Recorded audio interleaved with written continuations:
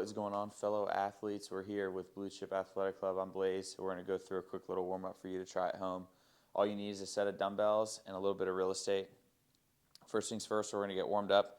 You're going to go ahead and set your dumbbells just to the side for now as we kind of get this thing rolling. We're going to need one here shortly. So first things first, we're going to work kind of like a simulated band pull-apart motion. Now, what I want you to do is imagine that you've got a band kind of either between your wrists, or if you actually have one, you can use it here too as well. And you're basically just going to act like you're going to pull your hands all the way back and then hold here for a second or two and then come all the way back down. So what we're doing is we're acting like we've got a pencil right between our shoulder blades. We're trying to squeeze it nice and tight. We're activating here our shoulders, getting nice and warm, and I'm pulling as far back as I can. Oh. You can do a little hip hinge here like I'm doing. You can also do it standing straight up. You can pull really, really far. You can play with your palm position. So you can have thumbs straight up. You can go thumbs facing backwards behind you. Oh, and then you can even go thumbs straight ahead and work kind of all those different sections here too. And again, the big key being to hold at the top or hold that squeeze for a 1 Mississippi or a 2 Mississippi and then move on. So we're going to go every single move of the warm-up. We'll go for 45 seconds of work. We'll take 15 seconds of rest. Next move is going to be the wall slide. Again, we're going to simulate what you have the band either between the wrists, or if you have one, you can do so. Basically, all you're going to do is going to reach up nice and high and then pull your hands right back down your back, almost trying to pull them back as far as you can behind my head. So here, pulling back as far as you can, and I'm just going to pull down, and then all the way up, and then all the way down. If you have a wall, you can stand with your back to it, and then try and keep your palm, shoulder, and forearm in contact with the wall the whole time. That's a super good cue to help keep you in the right position. After your 45 seconds of work, we're going to take 15 seconds of rest. Move on to our weighted knee 90s or normal knee 90s if you don't have the weighted ones down yet. So we're going to just squat down here, get ourselves onto our mat. There are a couple of different variations for this. You can plant your hands behind you, use them as kind of like a guide or a little bit of a help to kind of go side to side if your hips are super tight. If you want to make it a little bit more challenging, you can go to the side, use your hands and pop up. Go nice and slow as you kind of come down, and then switch sides using your hands again to help you. If you'd like to make it more challenging, take your hands away, go side to side, pop up on that shin box, come down nice and slow, and go side to side.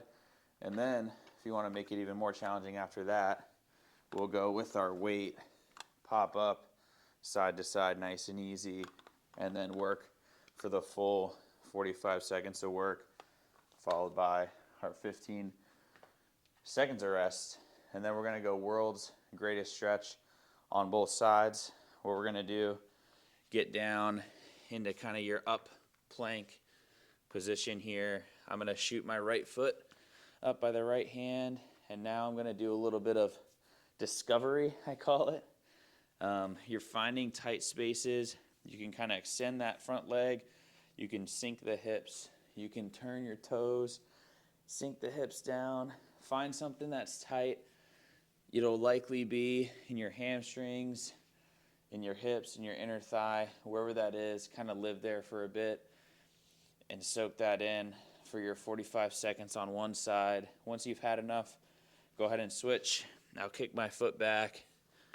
Throw my left foot now up by the left hand. And again, I'm now, that's tight that way.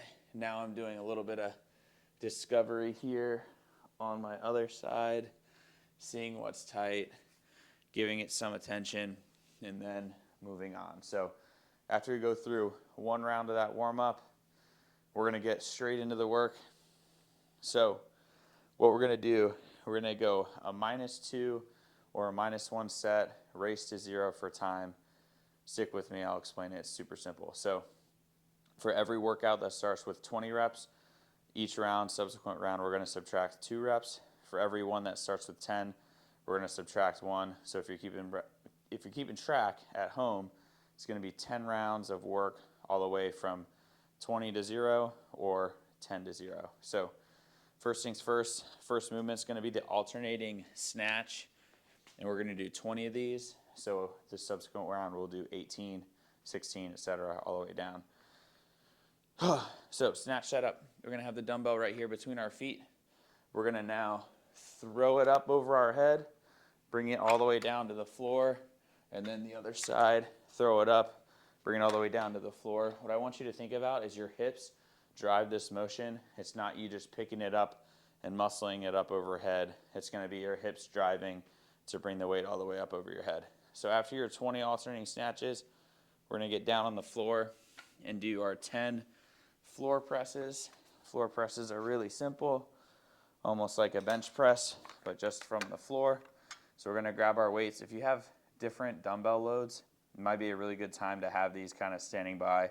That way you can just throw these on, because the weight that you press here in the floor press will likely be heavier than what you can snatch. So I'm going to pop up here, floor press, and just press here, full range of motion till the triceps kind of pop onto the floor.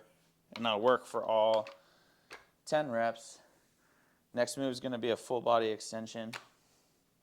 So I'm just going to grab one of those dumbbells, and all I'm going to do is I'm going to bring it all the way up over my head. I'm going to come in and I'm going to touch dumbbell to knee, and then come all the way back overhead and touch dumbbell to knee. And that's going to be for 20 reps. Oh, baby. Our next move is going to be an alternating lunge. When we do our alternating lunges, you can go ahead and grab both dumbbells. We're going to go 20 total. You can go forward, reverse, whatever kind of floats your boat. So I'm going to just go reverse here. So that'd be 1, that'd be 2, all the way up to 20.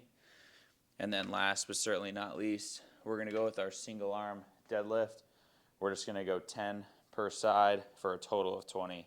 So we'll be here. I'm going to go up for 1, up for 2, work for all 10 reps, and then switch sides. We'll go up for 1, up for 2. What I want you to think about when you do these is not letting your body kind of kick your hip out and be here. Sometimes what I'll do is I'll hold my hand out to the side, and this will kind of keep me honest with my chest as well as my hip positioning, making sure I'm in a nice good line.